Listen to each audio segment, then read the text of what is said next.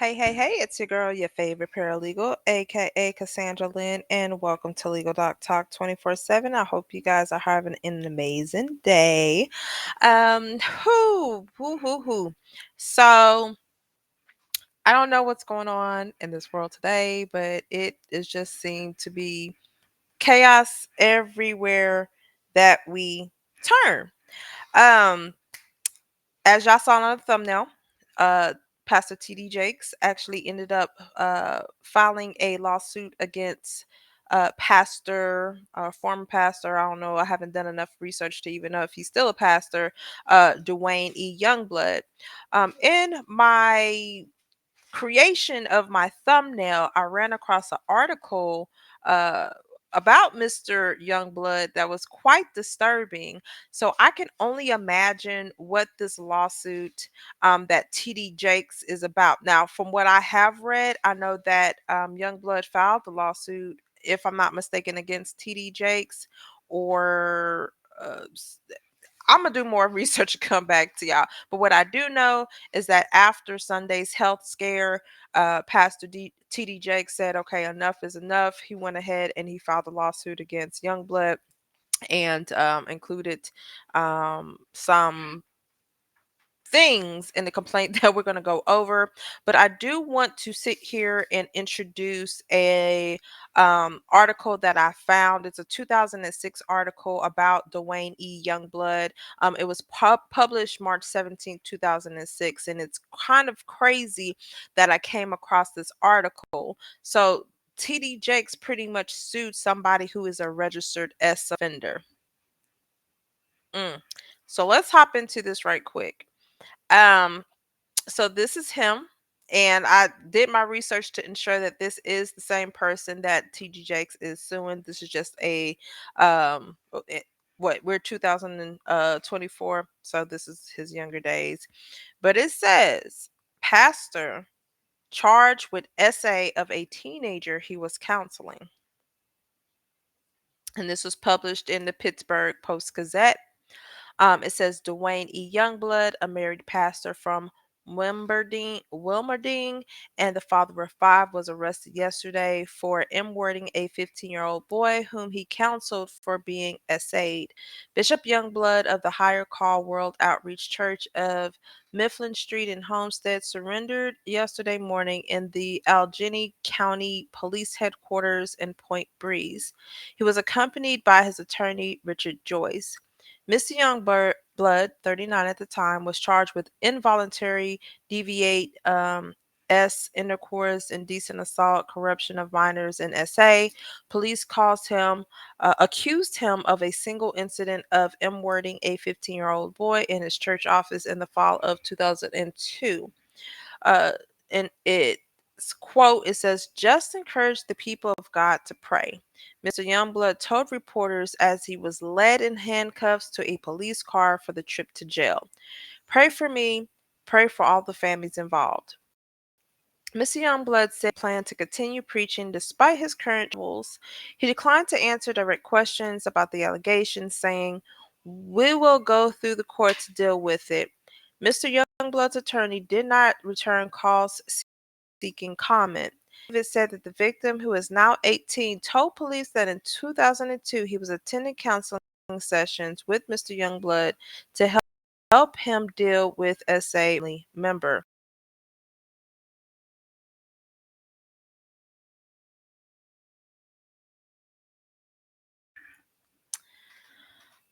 The sessions began October 2002, and Mr. Youngblood took the victim to the movies and restaurants at the waterfront in West Homestead. Mr. Youngblood told the teenager that he reminded the pastor of himself, which is why he wanted to help him, the affidavit said. In a back room of his office, Mr. Youngblood performed an act on the victim, telling the teenager what it was a physical part of counseling, according to the affidavit. Mr. Youngblood is being held in the Allegheny County Jail on a $100,000 bond. County Police Lieutenant Robert Downey Jr., that's crazy, said he did not know why it took the victim so long to come forward to authorities. Yesterday's arrest was not the first time Mr. Youngblood was in trouble with the law. 5 years ago, Pittsburgh police arrested the pastor for indecent exposure. On January 4th, 2001, officers patrolling the Monongahela Wharf found Mr. Youngblood and another man, who was 19 at the time, in the car with their. And I'm here. This is disturbing. The charge was knocked down to disorderly conduct. Mr. Youngblood pleaded guilty with a fine of $75 plus costs.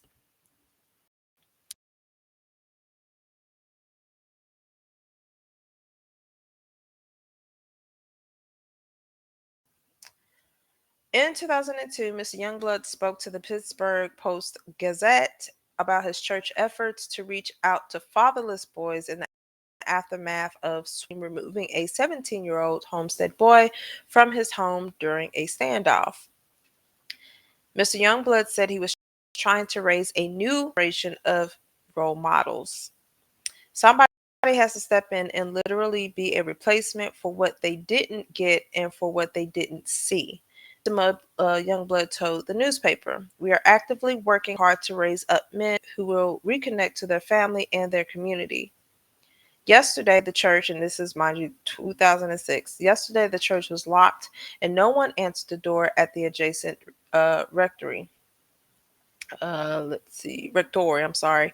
A sign outside advertised classes for young people.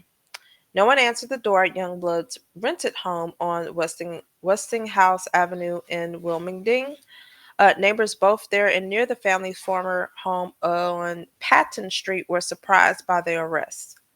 "It is a shock to me," said Thomas Wanzi, 54, who lives across from the Patton Street residence. "It just doesn't seem feasible."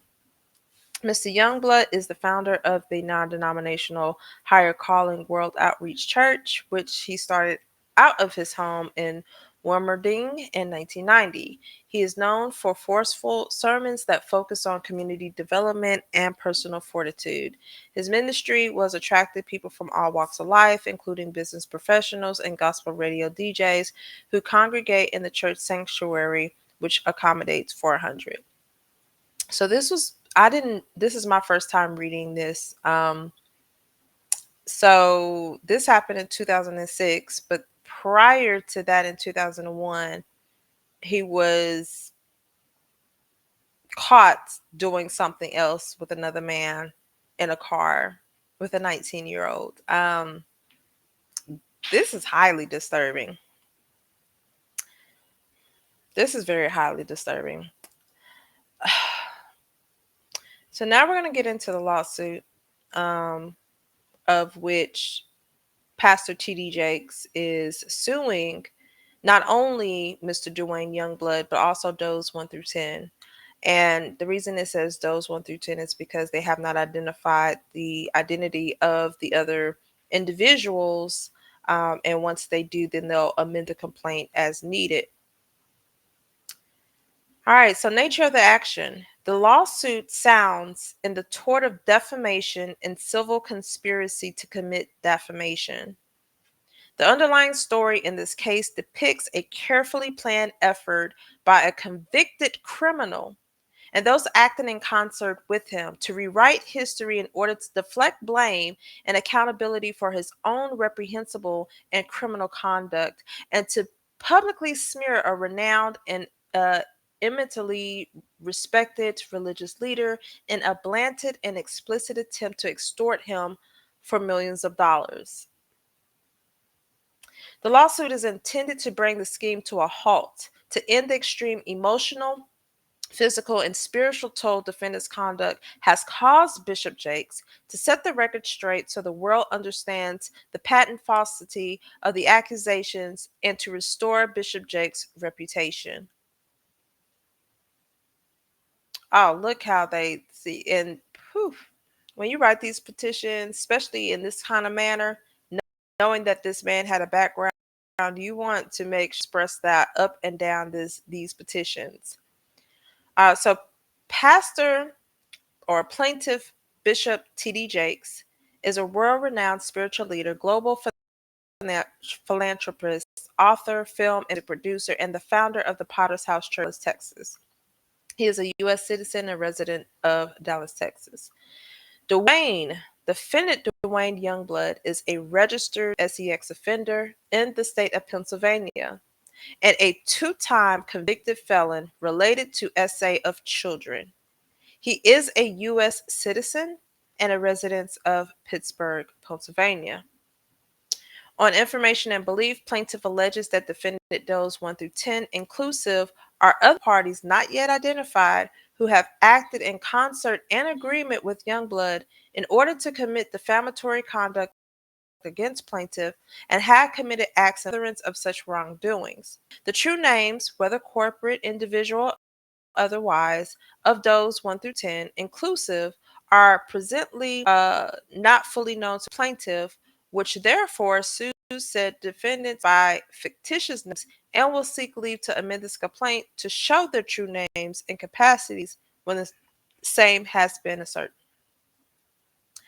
On information and belief, plaintiff alleges that at all times relevant hereto, each the defendants acted in concert and agreement with each other for the objective of intentionally committing defamatory acts against plaintiff with full facts and circumstances, including but not limited to full knowledge of the violative conduct at issue and the damages to the plaintiff caused thereby. Alrighty, so factual allegations. So Bishop T.D. Jakes becomes one of the most prominent and respected pastors in the United States and established the largest churches in the United States, the Potter's House of Dallas. Bishop Jakes is the visionary, charismatic, devoted senior pastor of the Potter's House Church in Dallas, Texas, which has a global outreach and congregation exceeding 80,000 persons, a motivational speaker, an entrepreneur, a best-selling author of 30 books, a producer of faith-focused music and films, a Grammy Award winner, a global humanitarian, and one of the most prominent and well-respected pastors and religious figures in the United States today. In 2009, for example, Bishop Jakes was selected for the sermon at the St. John's Episcopal Church, dubbed the Church of the Presidents, across Pennsylvania Avenue from the White House on the morning of President Obama's inauguration ceremony. From his humble roots as the pastor of the 10-member storefront church, Greater Emmanuel Temple of the Faith in Smithers, West Virginia, in the early 1980s, the now more than 30,000 member Potter's House Church based in Dallas, Texas, he founded in 1996. Bishop Jakes has devoted his life to guiding others towards spiritual prosperity. He has inspired millions all over the world to live purposeful and spiritual lives, and the initiatives he and his organization has developed over the years has helped millions all over the globe. For his countless contributions all over the world, Bishop Jakes has been honored and recognized by some of the most influential global organizations and media outlets. He has been called America's Best Preacher by CNN and Time, perhaps the most influential Black leader in America today, by The Atlantic, and regularly appears on lists of the most respected and influential leaders in America. He has been a spiritual for at least 3 presidents. He is the recipient of numerous prestigious awards, including the NAACP Image Award in 2011. Bishop Jakes has been to his wife, Sarita, for over 5 years and is a loving husband, father, and grandfather.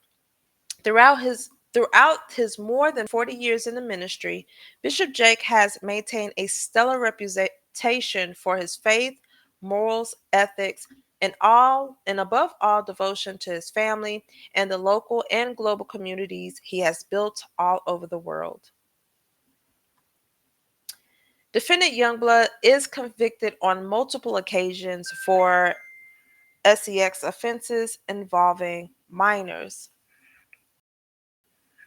In stark contrast, Duane Youngblood is registered as a lifetime sex offender in the state of Pennsylvania, and is currently under supervision by the state's Department of Parole and with parole number, and they have that information. Youngblood has repeatedly and uncontrollably essayed young children since at least 2002. On all occasions, Youngblood was pleaded guilty and admitted to heinous crimes. In 2006, at the time of the pastor in church, oh, I'm sorry, in 2006, at the time pastor of a church in Homestead, Youngblood was first arrested on charges of SA and corruption of minors and other charges.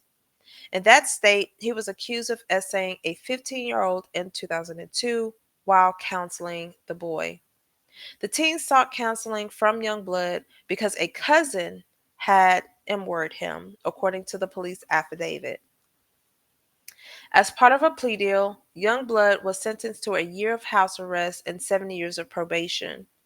Part of the plea deal prohibited Youngblood from counseling children. Despite this conviction, Youngblood was unsatisfied.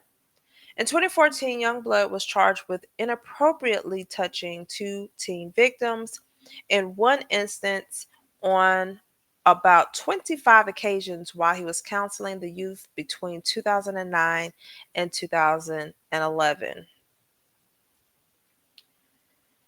While, with respect to that victim, counseling sessions in Youngblood's church office began when the victim was 16 years old and ended when the victim was 18. At the point the victim told Youngblood he no longer wanted to participate in counseling, according to the criminal complaint.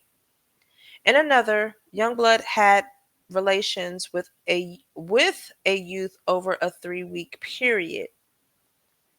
Youngblood pleaded guilty and was sentenced to 16 to 48 months in prison in 2015 and 3 years of probation. That's not enough. Nevertheless, while on parole, Youngblood conspires with others to harm and profit from attacks on prominent Black religious figures, including Bishop Jakes, as more fully elaborated herein below.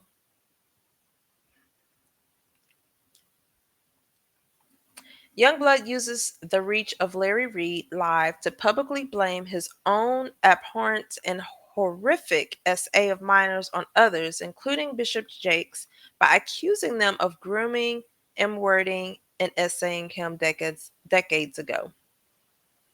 Th- I'm going to read this and then, because once again, if he has made these allegations and if he did file a lawsuit, then I need to grab that lawsuit. But he's going to have to prove this. He's going to have to prove this. All right. On October 28th, 2024, Youngblood set for over 2-hour long interview on the Larry Reid Live, LRL, on an online video podcast hosted by Larry Reid that boasts over having over 150,000 subscribers on YouTube alone.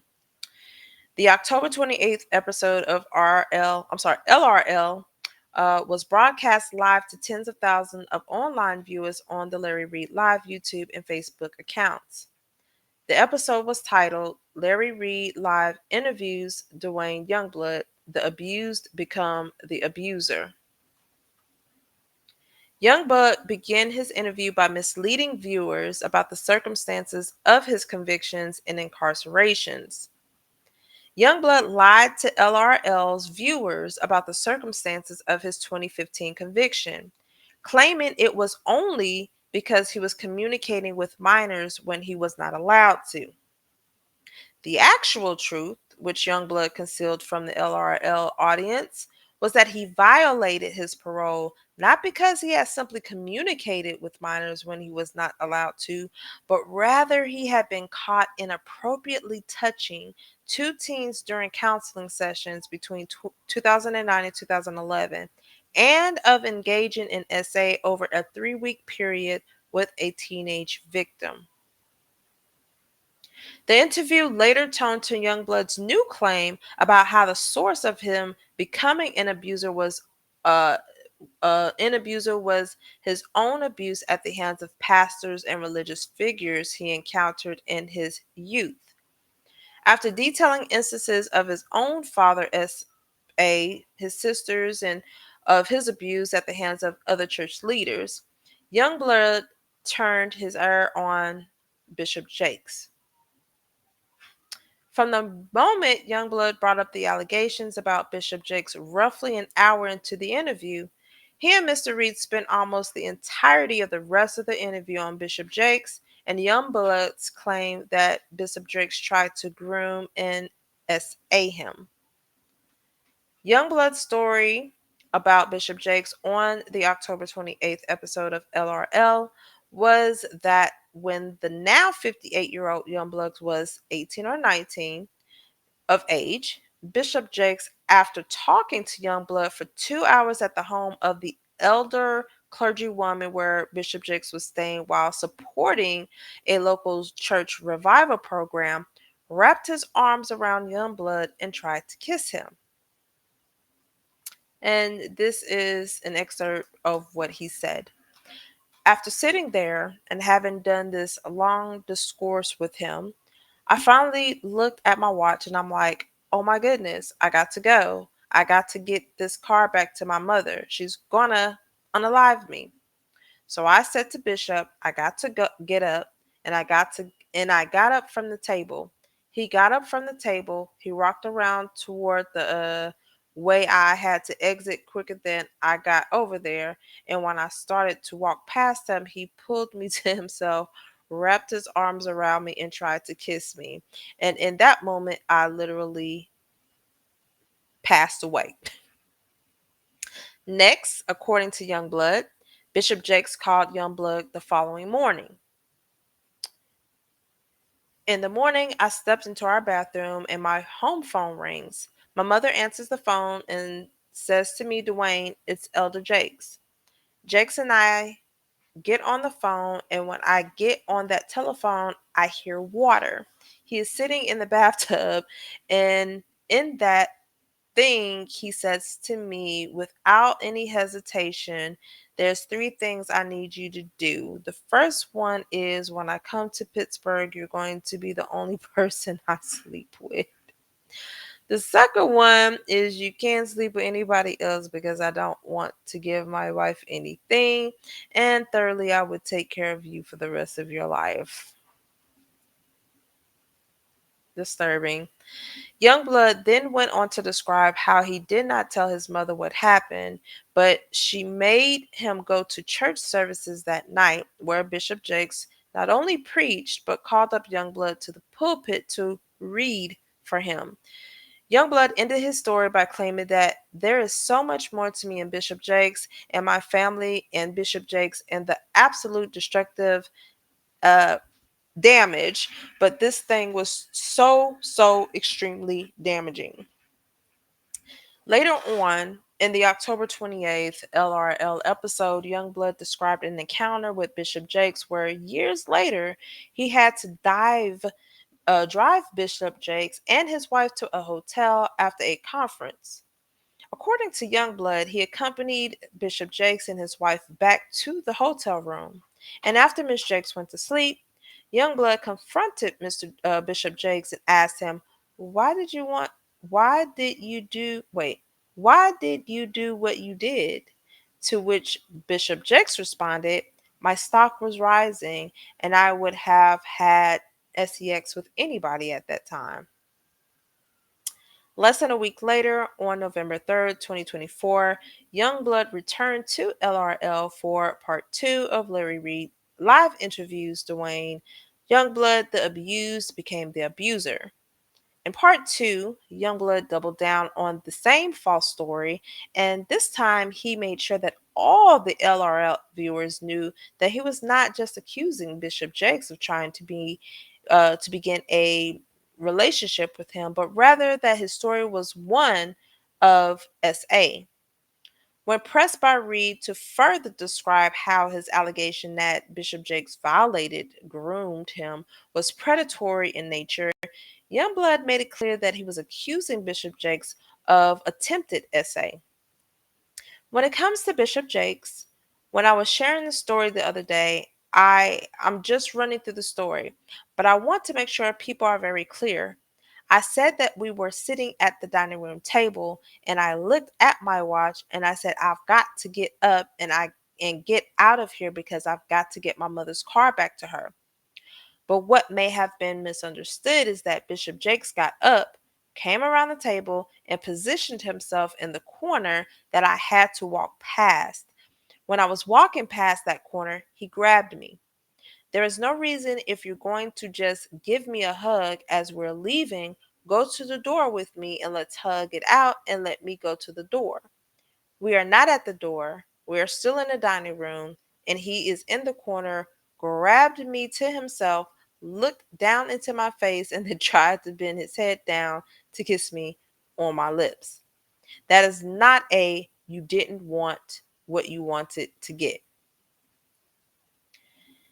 Youngblood then doubled down and described again the phone call he claimed he had with Bishop Jakes, just as he did in the October 28th interview, stating in no uncertain terms that to him, that is absolutely forcing your position, your idea onto that person. In part two, Mr. Reed also makes clear exactly what Youngblood was accusing Bishop Jakes of doing, stating at the 39-minute mark that Bishop Jakes violated, groomed you. And Youngblood doubled down on his claim that Bishop Jakes did this to Youngblood because his stock was rising and he would have slept with anybody. For this part, Reed went to great lengths to try and bolster Youngblood's credibility, claiming in part two that Youngblood feels honest to Reed, that it doesn't feel like you're mad. You don't seem mad at all. You don't feel like you're trying to get back at anybody. You're just telling the story. To which Youngblood nods and agrees throughout. Youngblood's intent and motive for making these allegations would be made mostly or made absolutely clear with his exorbitant financial demand weeks later, as more fully elaborated here below. What, you tried to bribe this man? Youngblood's accusation on Larry Reed Live about Bishop Jakes are false, and he knew it when he made them. From start to finish, Youngblood's tale of grooming and attempted SA at the hands of Bishop Jakes is patently false. Bishop Jakes never kissed nor tried to kiss Youngblood, never cornered him or forced him into uh, any other situation, and certainly never told him that he wanted to sleep with him or had any conversation of that nature at all with him. The interactions described by Youngblood during this LRL interview on October 28th and November 3rd never happened. Period. Indeed, in very context, the nature of Youngblood's accusation rendered them unbelievable. Youngblood, having served years for M-wording and essaying minors that he himself was supposed to counsel and mentor through his church, is a desperate attempt to rehabilitate his image and build a new ministry for himself. The damage is done, dude. Like, I, uh, hmm. I'm speechless on this because we all know when you are a pastor, there is a certain level standards that you have to live by. Um, this is just sick and sad. I don't think you can't rebuild your image after that. You are a lifetime PDF file. There's no way of coming back. There's no way to rebrand yourself. There's no way to rehabilitate anything. But anywho's, it says his playbook is clear. Accuse what seems to be very other prominent church leaders he has ever met of grooming and preying on him, and then blamed them for his own criminal predatory conduct after he has been finally released from prison as a two-time convicted felon and a lifetime registered sex offender. Indeed, his blatant lies to LRL's viewers about the circumstances of his own convictions and incarcerations are proof that this is all just one big lie to try and rewrite history for his own personal gain. This is why records are public, especially criminal records, especially in this nature. People need to know about you.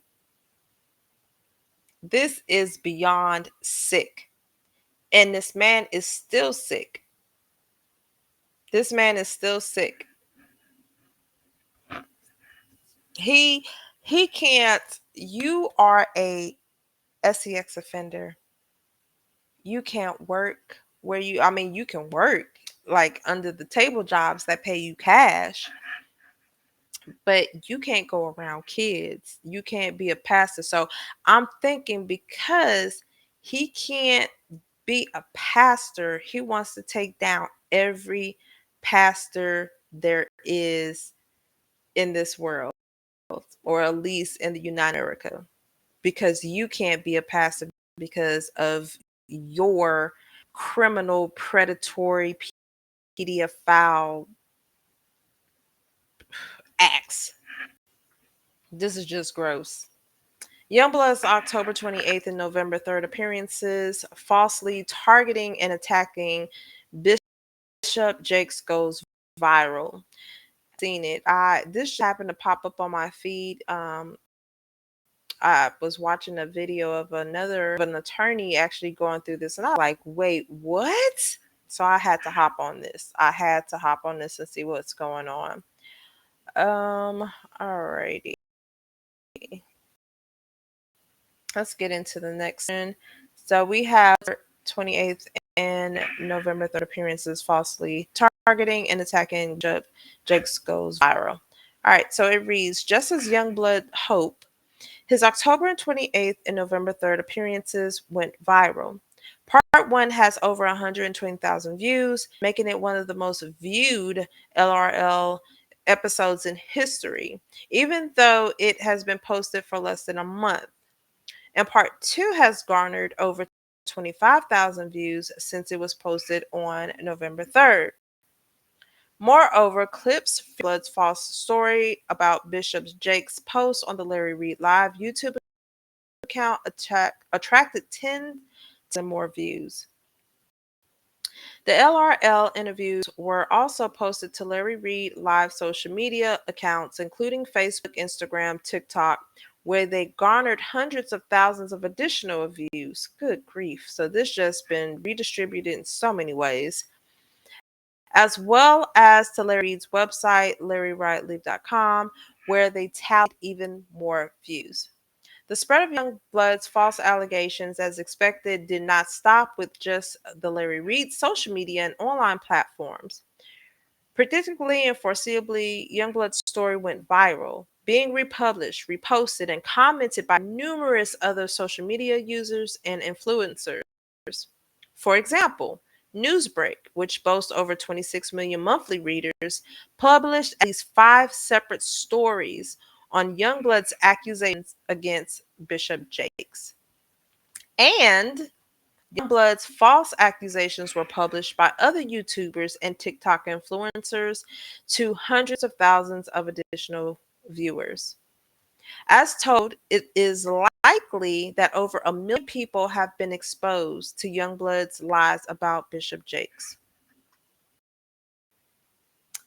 Youngblood retains a history of filing frivolous, oh my gosh, lawsuits against prominent Black celebrities and proceeds to try and extort millions from Bishop Jakes. Incredibly, the defendant's malicious efforts to smear Bishop Jakes' reputation was only part of the plan. Prototypically, of course, their motivation was also deeply rooted in immediate financial gain. Days after the second podcast On information and belief, the defendants retained a lawyer in New York to present Youngblood in blatant attempt at a money grab. By letter dated November 15, 2024, a lawyer purporting to represent Youngblood demanded that Bishop Jakes pay Youngblood $6 million in order to resolve this matter quickly and privately. Otherwise, Youngblood would bring a lawsuit against Bishop Jakes for SA and harassment. And this is like a well, this is not a typical demand letter, but usually you try to work out something before you actually file a lawsuit. And that's what they did. But it's more like they tried to bribe this man. Fundamentally, oh no, I just, hold that, Miss 40. The motivation of the demand was clear: pay millions of dollars. Otherwise, the podcast strategy and other similar tactics of attempting to publicly harass and shame Bishop Jakes would continue. Fundamentally, federal criminal law blackmail. Anyone who either demands or receives money or any other valuable thing under the threat of informing or as a consideration for not informing against any violation of the U.S. law under Title 18 of the United States Code, Section 873, is committing crime. Further, both the Commonwealth of Pennsylvania and the federal criminal law punish attempted extortion, such as the money grab, which is no different than fashion robbery attempt. Here, the selection of the attorney was part of the scheme because Youngblood needed counsel who was either familiar with or experienced in tactics to bring SA claims decades old that have no merit and or have no relief under the law. For example, the same attorney commenced an action in California against the rapper T.I. and his wife Tiny Harris, accusing them of essaying a woman in 2005. In August of 2024, U.S. District Court Judge Sherilyn Peace Garnett dismissed the lawsuit, and they had some awesome lawyers on their team. The rapper stated that these allegations were false and were part of many salacious allegations put forth in order to extort money from them. And that's crazy. People do anything just to get money out of people. They say, "Oh, this person is rich. Let me see them and see what I can get." Good luck with that. The same playbook is at work here against Bishop Jakes. However, Youngblood miscalculated Bishop Jakes' inclination to fight back. Bishop Jakes brings this action to hold Youngblood accountable for deliberately spreading his manufactured story of SA. Youngblood spread knowingly false accusations about one of the most respected and prominent religious figures. He did so for he did so the most moral, corrupt reasons to rehabilitate his image, explain away his own criminal and horrific conduct, and ultimately to profit significantly. The financial harm Youngblood's knowingly false accusations have caused Bishop Jakes are monumental and devastating. And it is. Bishop Jakes has been a spiritual rock for millions of Christians all over the world, particularly in the African American community.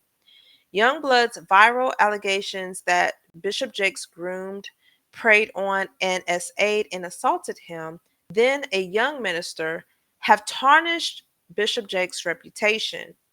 Hundreds of thousands, if not more, have seen and heard Youngblood's accusations, and because of the lies Youngblood and his co-conspirators have told to bolster his credibility, those viewers are likely to believe Youngblood's knowingly false story. In addition to even more devastating than the millions of dollars in reputational harm Youngblood has caused, Youngblood's lies have put the critical philanthropic missions Bishop Jakes spearheads and has likely impaired significant the benefits that the recipients of such efforts. Because when you start being accused of, stuff like this, people want to pull back business relationships, personal relationships, but the business part, they don't want to be associated. Look at Diddy. Look at Diddy. I'm talking about Howard back with their honorary degree. He had to give back the key to the city. Like, people don't want to be associated with stuff like this. So I can only imagine on the level of a pastor, that once again, they hold you at a higher standard. Let's see. And Youngblood's intentional and malicious lies have substantial emotional and physical toll on Bishop Jakes. On November 24th, the day before he filed the action, Bishop Jakes suffered a medical crisis on stage in the middle of his Sunday service in front of his entire church. And I actually seen a clip of, and if you watch the clip before it happened and the message was so powerful. And just prayers to Bishop Jakes. But this here, um, I have to find that petition and see exactly, what it is that and you know what's crazy? Guess who Youngblood's attorney is? What I've read. I could have sworn saw Tyrone Blackburn on there. Yeah, the same Tyrone Blackburn that was, representing some of the SA victims on Diddy's cases. Yeah. Bishop Jakes believes with all his heart that the actual victims of SA should be treated with the utmost respect, kindness, empathy, and sympathy, and that the true perpetrators of such abuse should be held accountable for their actions. But that's not the case here. Youngblood has used and abused the might of social media and the legal process to victimize those he preyed on and harmed to make knowingly false accusations for his own personal and financial gain. Men like Youngblood must be held accountable for their abuse of the system and for setting back those with legitimate and real allegations of SA. Bishop Jake brings this lawsuit to hold men like Youngblood accountable for their shameful acts and to set the record straight. Suing for libel per se against defendant Youngblood. All right, so it states the videos, or not the videos, the lives that he did, stating that, or accusing Bishop Jakes of grooming him and saying and abusing him and other predatory conduct of any, that type of nature. Let's see. And then in addition to that, when he talked about him trying to kiss him on the lips, he made that allegation right there. And then let me see. And then general allegations of SA, when he told him that, he gonna be the only one he gonna be with. Let me see. So Youngblood's statements are liable to say that they expose Bishop Jakes to contempt, ridicule, and obloquy, which tends to affect Bishop Jakes in his profession as a trusted pastor and religious figure, and accuses Bishop Jakes of engaging in unlawful conduct. These accusations that Youngblood has made about Jakes are damaging and damning as anyone can make about a prominent pastor and spiritual leader. These published statements on those episodes were false. Amon had a high degree of awareness that the statement was probably false. I'm trying to go down. Let's see. Oh, what does this say? All right. So, in addition to knowing, so pretty much the statement that he said on those interviews were false. In addition to knowing that those statements were false when he made them, because he was a firsthand witness to his interactions with Bishop Jakes and knows that he was never groomed, essayed, or essayed, abused, or preyed on by any way of Bishop Jakes. His statements were made also with reckless disregard for the actual truth. Youngblood had financial and other motives to lie, as evidenced by his demand for millions of dollars from Bishop T.D. Jakes and his attempt to rehabilitate his image. Don't know how you're going to do that. And recast himself as a SA victim instead of a perpetrator in order to revise his ministry. Youngblood is a convicted felon and an SEX offender. His claims are inherently probable, in particular, his claims about the follow up conversations with T.D. Jakes. Youngblood's false and defamatory statements about Bishop Jakes were made in furtherance of and to fit within the preconceived storyline that Youngblood needed in order to rehabilitate his image as an SO and felon and to demand and extract millions of dollars from Bishop Jakes. So he trying to say, I was a victim. I was a victim. It don't matter. You still did something. Like, it is out there. You have been convicted. You are now registered. How do you think that you are coming back from that? And ministry or ministry? What ministry do you? It has to be an issue up there in the brain. It has to be some type of mental issue that you think that you can just revitalize your ministry. Youngblood red-handed lying about the circumstance of his criminal convictions on a live. That's why I said people can go check this out. What are you doing? Youngblood conspired and coordinated with others to levy these false attacks on Bishop Jakes. We already heard in the petition, Jakes is not the first person he has done this to. Youngblood had no applicable privilege or legal authorization to make these false and defamatory statements. As a direct and proximate result of the publication of false and defamatory statements on the October 28th and November 3rd episodes, has suffered substantial injury to his reputation. Youngblood's defamatory statements were accompanied with malice, wantonness, and a conscious desire to cause injury. Now, this is like we see it. Like, you're trying to damage this man's reputation. Youngblood purposefully made the defamation statements heedlessly with the reckless and willful indifference to Bishop Jakes' rights. Bishop Jakes is therefore entitled to actual, presumed, punitive, and other economic damages in the amount to be specified, specifically determined at trial. The second claim for relief, civil conspiracy against all the defendants, so Youngblood and his little minions.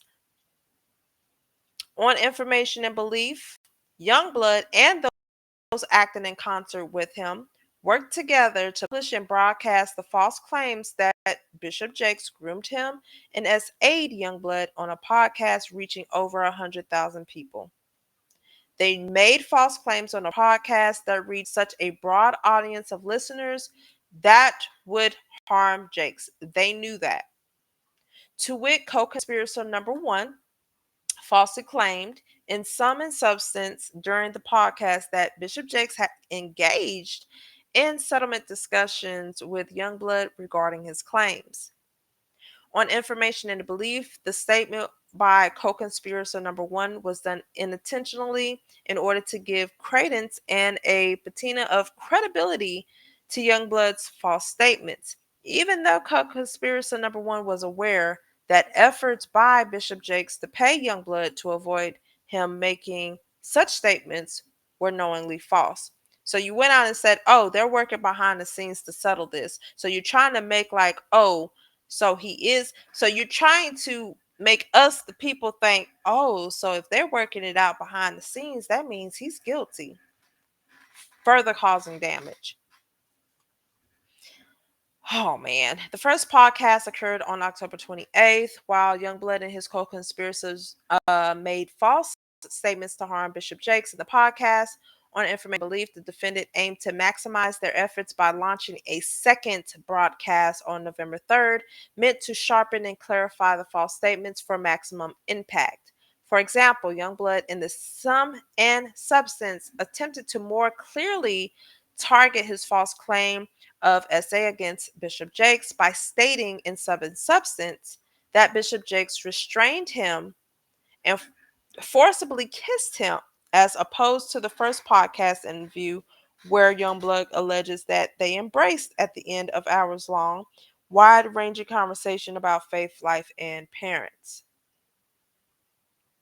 Due to Youngblood's co-conspirators' defamatory acts, Bishop Jakes has suffered general and specific damages in the amount to be established at trial. And one thing I am going to say, because of the incident that happened on Sunday, I would not be surprised if they would try, because those are medical records. If medical records show that you are stressed and whatever the case may be, they can include that into this settlement. Oh, well, not settlement, into this lawsuit. On information and belief, Youngblood alleges that defendants and each of them have committed defamatory acts and or acts in furtherance of against Bishop Jakes, has alleged above which willful, intentional, and malicious, which subjects defendants and each of them to liability. So, prayer of relief. Bishop Jakes is requesting the court to award him relief against defendant Youngblood as follows: actual and compensatory damages exceeding 75,000, as well as interest, reasonable attorney fees and costs as allowed by law, punitive damages as allowed by law, and such other and further relief as the court deems appropriate. And yes, so I need to look and see. Let's say that. So this is very, very interesting.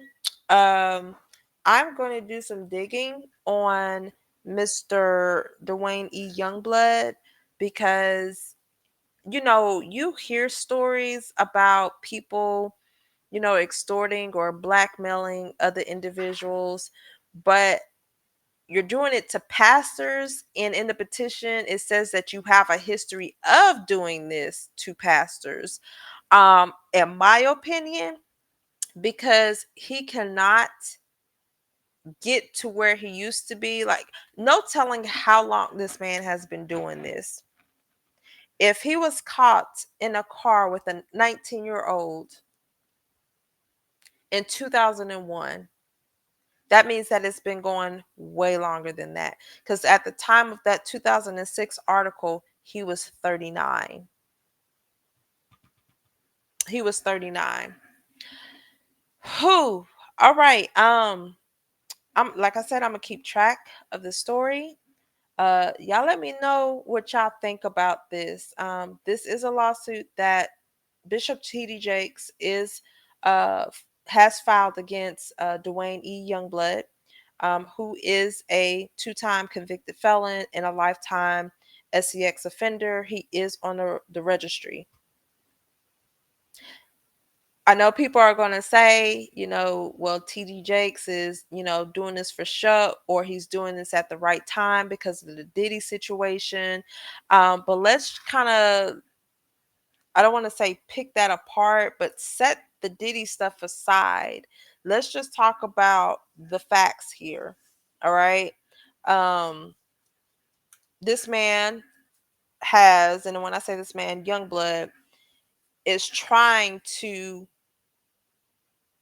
rebrand himself. He's trying to revitalize. He's trying to recreate or start fresh.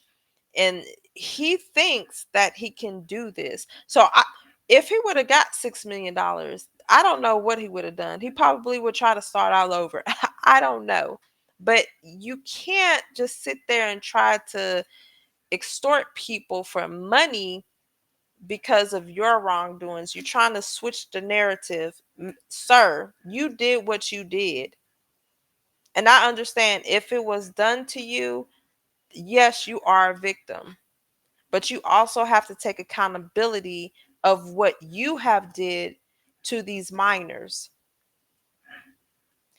In my opinion, if there's no truth to this, and you deliberately went on this show to try to bring this man down, and not just TD Jakes, I'm going to find other lawsuits in which this man tried to take other people, other pastors down.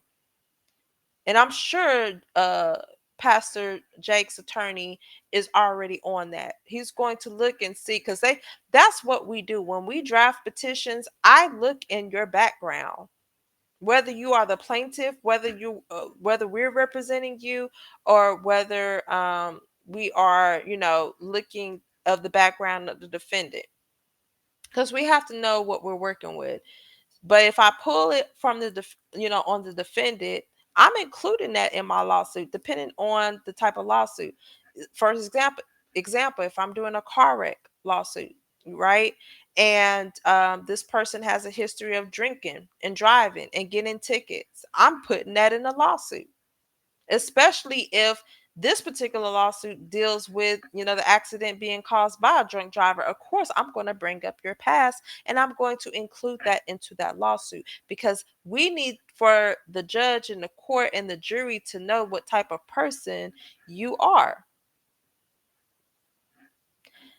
Y'all let me know what y'all think about this lawsuit in the comments below. Don't forget to like, share, and subscribe. Until then, be blessed, and definitely keep Pastor or Bishop TD Jakes in your prayers.